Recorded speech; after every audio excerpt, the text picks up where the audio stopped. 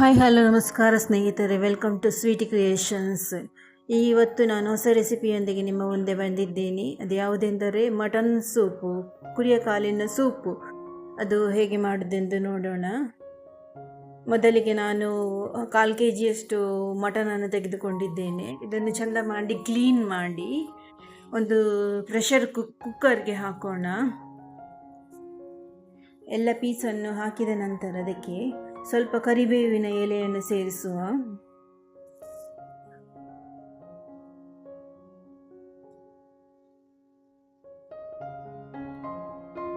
ಕರಿಬೇವಿನ ಎಲೆಯನ್ನು ಹಾಕಿದ ಮೇಲೆ ಅದಕ್ಕೆ ಸ್ವಲ್ಪ ಸ್ಲೈಸ್ ಮಾಡಿದ ಶುಂಠಿಯನ್ನು ಕೂಡ ಹಾಕ್ತಾ ಇದ್ದೇನೆ. ಅದರ ಜೊತೆಗೆ ಕೊಚ್ಚಿದ 1-2 ಹಸಿಮೆಣಸನ್ನು ಕೂಡ ಹಾಕ್ತಾ ಇದ್ದೇನೆ. ಮತ್ತು ಕೊಚ್ಚಿದ ನೀರುಳ್ಳಿ ಮತ್ತು ಟೊಮೆಟೊ 2 ಟೊಮೆಟೊ ಕೂಡ ಹಾಕ್ತಾ ಇದ್ದೇನೆ.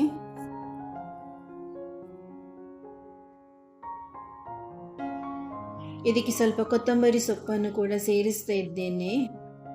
ಆಮೇಲೆ ಇದಕ್ಕೆ 2 ಗ್ಲಾಸಿನಷ್ಟು ನೀರನ್ನು ಹಾಕಿ ರುಚಿಗೆ ತಕ್ಕಷ್ಟು ಉಪ್ಪನ್ನು ಸೇರಿಸುವ.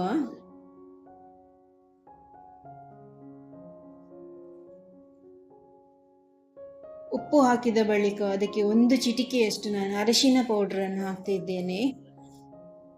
ನಾನಿಲ್ಲಿ ಅರಿಶಿನ ಪೌಡ್ರನ್ನು ಸ್ವಲ್ಪವೇ ಸೇರಿಸ್ತಿದ್ದೇನೆ. ಮತ್ತು ಅರ್ಧ ಚಮಚದಷ್ಟು ಒಳ್ಳೆ ಮೆಣಸಿನ ಪೌಡ್ರ್ ಕೂಡ ಹಾಕಿದ್ದೇನೆ. ಈಗ ಮುಚ್ಚಳು ಮುಚ್ಚಿ 4 ವಿಶಿಲನ್ನು ತೆಗೆಯುವ. ಈಗ ನೋಡಿ 4 ವಿಶಿಲ್ ಆಯಿತು, ಒಳ್ಳೆ ಬೆಂದಿದೆ. ನಮ್ಮ ಮಟನ್ ಪಾಯ ಸೂಪ್ ಈಗ ರೆಡಿಯಾಗಿದೆ. ಇದು ಬಿಸಿ ಬಿಸಿಯಾಗಿ ಸೇವಿಸಬೇಕು.